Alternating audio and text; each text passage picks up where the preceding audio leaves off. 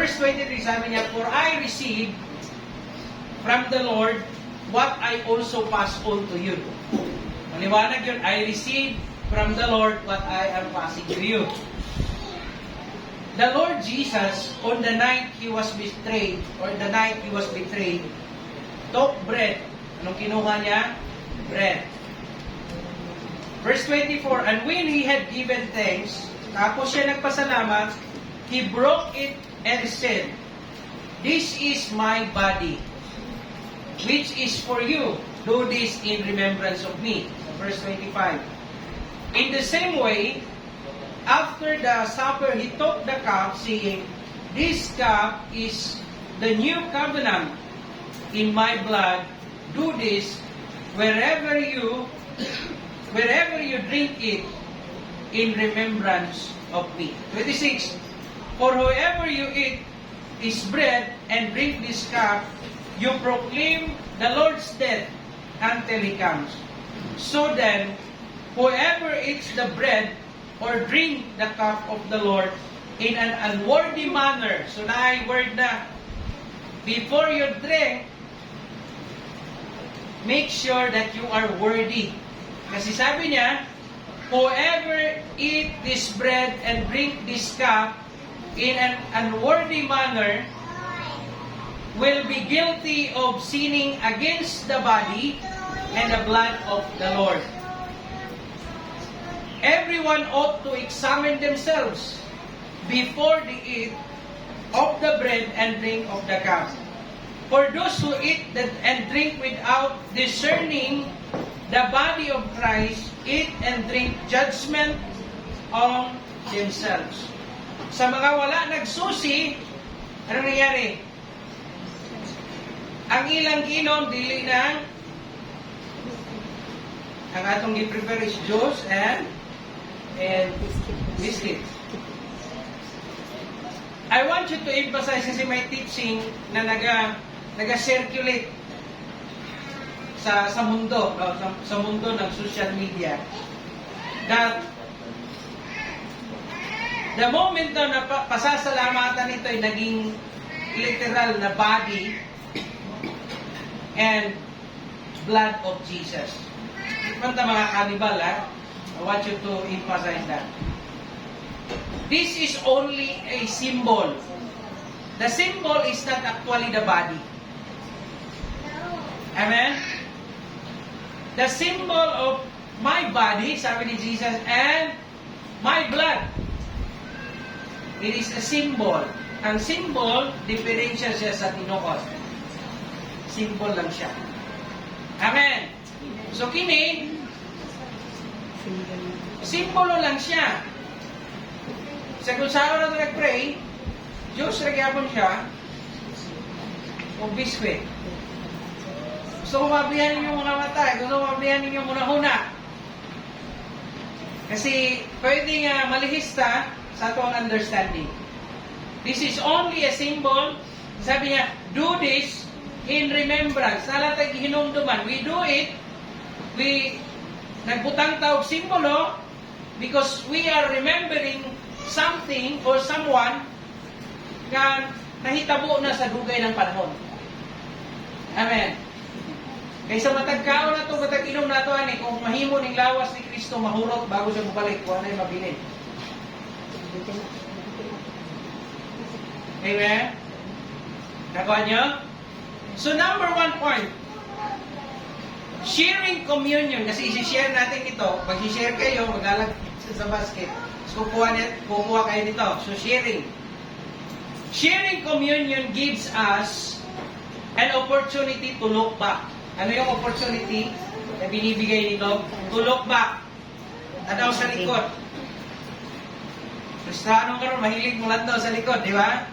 Kaya bitaw mag-away gani, maglalis, pinumduman dahil itong mga dekada ng nangagi, maugyog ka, wagyog ka mo sa, borag hapong gyud ka.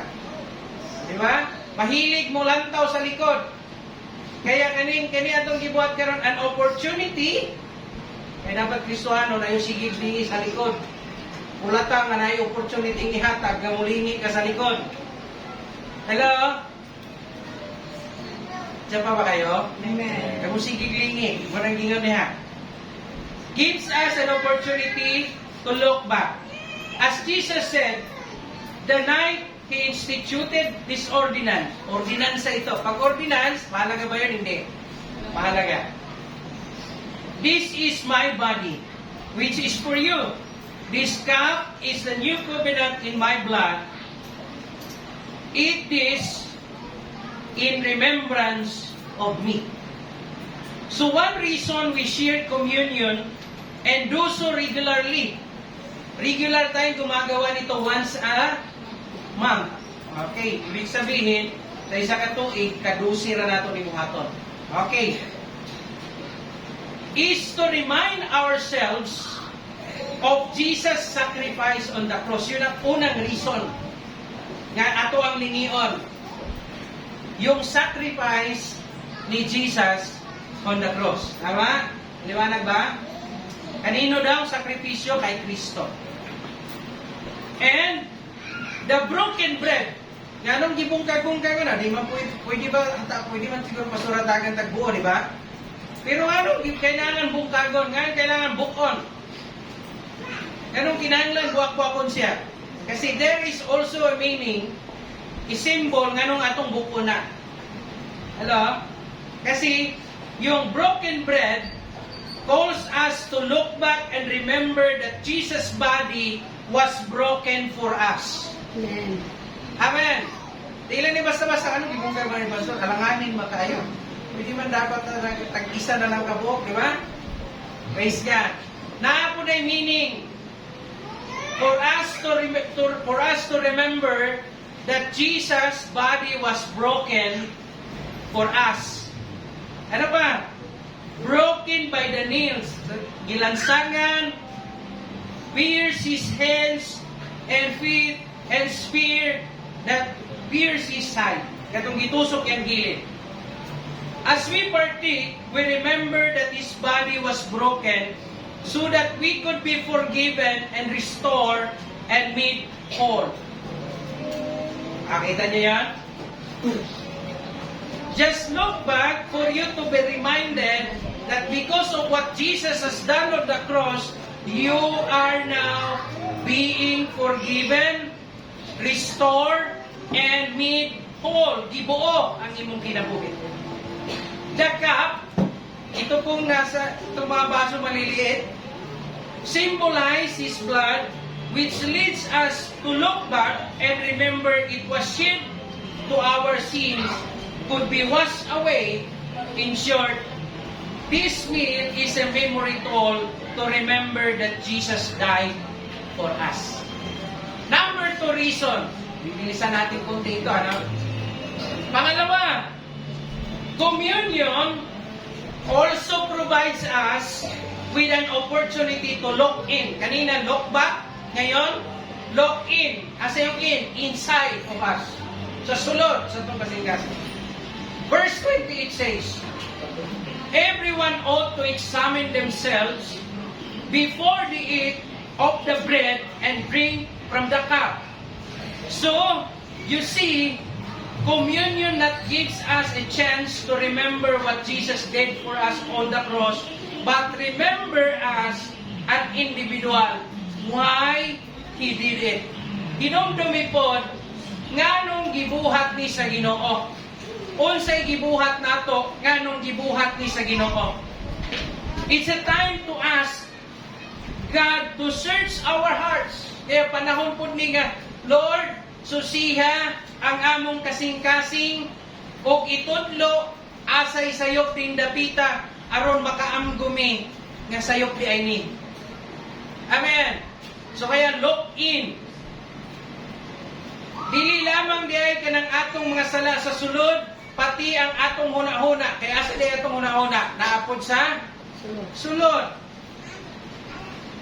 Kining atong action, of course, it is naa sa outside, pero nahitabo ang action, nagsugod siya na sa sulod. Kasi ang nagsugo nga buhaton nimo, ang imong kasing-kasing o ang imong huna-huna. Amen po mga kapatid? So, the attitude of a person. Kaya muna atong susiyo na, kinaiya, atong huna-huna, atong pagbati. Even atong mga actions. Kasi dili mag-formulate ang actions kung wa ka ni mo huna-huna kung wa ni mo batian. Okay. Because this thing hinder us from our relationship with God. Kaya no wonder, kung ipadayon ni mo basa ang 1 Corinthians, diba, ang sa imo makita diha, maong nga daghan kaninyo ang nagmasakiton o nagmaluyahon. What is the problem? Because kining atong actions, kining atong attitude, kining atong ginabuhat, o kining atong pagbati, o kining atong ginahuna-huna, wala ta kabantay that it hinders our relationship with God. Nagbabag sa imong relasyon sa Ginoo. For example, ang nindot aning example, kanang awasanan sa tubig, di ba? Kung naay nagbabag sa awasanan sa tubig, you cannot benefit all the water that flows down. Nga naman, nababagan. Kung naman kayo mabinipisyohan, gamay ra. Tama? Kay gamay ra mo padulong nimo kay daghay nagbabag. So inomdumi, kung bati tag kinaiya, nakababag po di ay na sa grasya sa Ginoo. Nakababag di ay ni sa panalangin sa Ginoo. It hinders our relationship with God. Praise God. In this moment of looking in, that we confess those sins and experience the promise in 1 John 1:9. Ano yung promise sa 1 John 1:9? Alala nyo? Sugid na to sa Diyos. Sugid sa Diyos ng kalakasan. Tapos? Pasaylo. Yung pagkamatarong matinudaan yung sa... Pasayloon. Ang promise dito yun. Pasayloon. Pasayloon.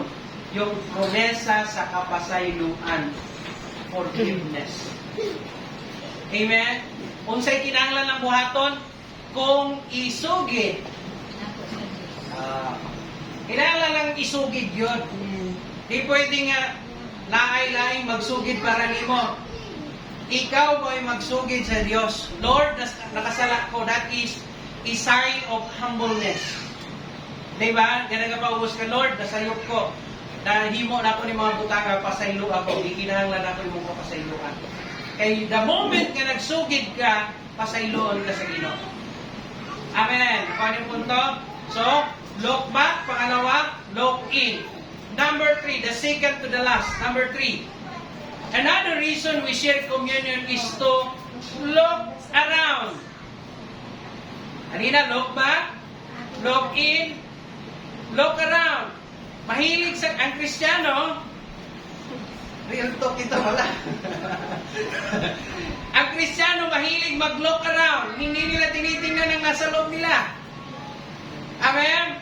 Pero ngayon, ang tinuturo natin, tingnan mo muna sa likod, tingnan mo sa loob, at bago ka tumingin sa paligid. Okay. Look around.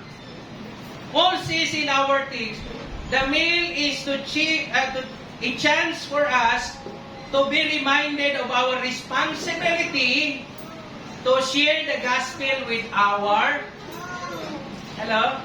neighbors. It is a reminder for us that you receive it from God, and you have that responsibility to share it with others. Ano yung punto? Kaya may look around. Those who really need it, share mo. Tama? Di naman lahat din na nasa paligid kailangan sharean. Si may iba dyan, na ayaw talagang makinig. Diba? Pero pag may really makinig, dapat prepare ka rin na mag-share. As we proclaim the Lord's death, one of the communion's purpose is to prove us remember the Great Commission. So, remember Jesus' command that we go and tell. Go and tell. Tama ba yung pag-pronounce ko? Go and tell others that He died on the cross and why He died there. Sabihin mo talaga yun, namatay si Jesus sa cross. Ano chismis? Dahil sabihin mo, bakit siya namatay? Dahil makasalanan tayo. Para maligtas tayo. Go and tell them. Amen? So we have that responsibility. Hello? Isa magtulog. Minaw mo. Isa magtulog. Not the responsibility to go and tell others. Amen? Okay. Ano sabi dyan? So that they too can decide to follow Him.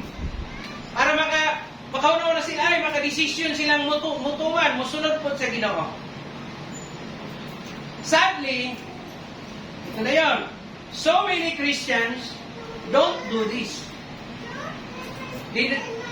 So many Christians want to receive, but they don't want to share it. Diba ba kayo? Yun ang sad story. Yun ang sad story ng buhay ng Christian. So bilang mga katauhan sa Ginoo, we should act as an evangelist in every day of our life. Diba? Ay pagulat ka na evangelist mo abutin ni sa Pilipinas, sa tuwang lugar. Be an evangelist in your place. To tell others about Jesus. That Jesus died on the cross and why He died. Hindi na siya basta-basta napako doon, namatay. May reason bakit siya napako, bakit siya pinako, at bakit siya namatay. Okay, the last reason. Ano yung una? Look back, look in, and look around. Yung pang-apat, the last one. Look forward. Amen? Nakumpleto na, di ba? Back, in, ibig sabihin around, tapos ngayon sa ahead. Look ahead. Yung around mo, yung nakikita mo lang dyan. Dito, paligid mo, di ba? Pero ngayon, yung higit pa doon sa nakikita mo.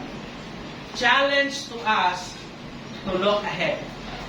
Jesus said, we partake of the bread and the cup until He comes. Anong tinitingnan natin? Hangtod sa iyang pagbalik. Amen? Until He comes. And of course, babalik talaga siya. Bakit? Nangako siya. Tama? Tama po niya? Yan, babalik yun siya kaya nag-promise siya. Do you remember what the angel said to the disciples that as they look up at Jesus as He ascended into heaven? Ay nung dumamugingon sa anghel sa ilaha. Men of Galilee, sabi ng anghel, why do you stand here looking into the sky? Nga nung nagbarugban mo dirig, nagsigig tutok sa langit. This same Jesus, ano sabi? This same Jesus who has been taken from you into heaven will come back in the same way you have seen Him go into heaven. Dili lang si Jesus ngayon, mabalik ko. Diba, sinabi ng babalik siya, I will prepare a place for you there. And after I have prepared it, bubalik siya. That is, pangako ng Panginoon. Gi-confirm po din ng angels. Sabi niya, Men of Galilee, bakit ka nakatayo, nakatingin sa langit, nakatingala sa langit? Diba? The same Jesus will come back. Babalik siya. Katulad ng kanyang pag-angat papunta ng langit, ganun din pabalik siya sa lupa. Amen po mga kapatid? So yun ang ating tinitingnan, yung pagbabalik ni Jesus. So, communion reminds us to prepare for the wonderful day when our Lord will come back. Kanina, preparation din yung sinabi ng di ba? Prepare! Sinigaw din ni John the Baptist, prepare! Maghanda! May nagbago ba sa mensahe? Walang nagbago. Noong panahon pa hanggang ngayon, anong sinisigaw? Pangandam! Hello? Kanina sinabi ng preacher natin, pangandam! Now, kining communion nga itong gibuhat is also a message to us that saying, prepare! Kasi babalik siya. Tama? Isip pa ba kayo? Babalik siya. Prepare for that wonderful day when our Lord will come back to take us home. Dadalhin tayo sa kung nasaan siya. We should always be ready for Jesus. Tell your neighbor, we should always be ready for Jesus. Isagan natin ng konti. Tell your neighbors, we should always be ready for Jesus coming. Amen! Sabihin nyo, kay mahiya. Sinunin nyo, pangandam sa pagbalik ni Kristo. Kaya mahiya, sabihin nyo. Yun ang purpose nito. Aya, ano yung una? Look back, look in, look around, and look ahead. Amen po? May natutunan tayo? Ngayon, tayo tayo. At tayo dadako sa panalangin. Isipin niyo mabuti. Ano ang mga nagawa niyo sa buhay? At kayo mismo ang hihingi ng tawad sa Diyos. Katapos nating manalangin, tuloy sa pagtugtog ang ating music team. At dahan-dahan na kayong pumunta sa harap, kumuha ng portion if you think you are ready to participate. Kayo nakakalam nun kung handa na ba kayo. Okay? Panginoong Diyos, kami ay lumalapit sa inyo. Humingi kami ng kapatawaran sa lahat ng aming nagawa sa buhay. Kahabagan niyo po kami. Kailangan namin ng inyong awa. Kami ay nagkamali. At kailangan namin ng iyong pagpapala. Ngayon, kinikilala namin, Panginoong Diyos, lahat ng kamalian mayroon kayo. At tinatanggap namin ang iyong pagpapala. At kami po ay nagre-release ng pagpapatawad sa mga taong nagkamali sa amin. Sapagkat alam namin, kami ay pinatawad namin. Salamat po sa kapatawaran ng aming pinagdala sa amin. Sa pangalan ng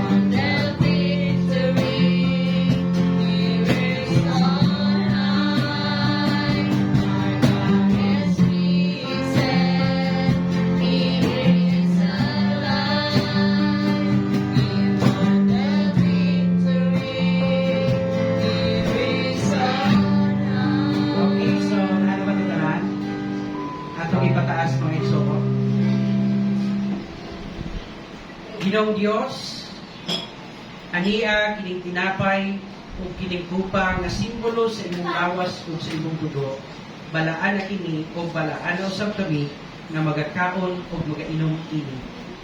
Kay ikaw nga Diyos nga mong gialagad, balaan hangtod sa walay katapusan. Amen.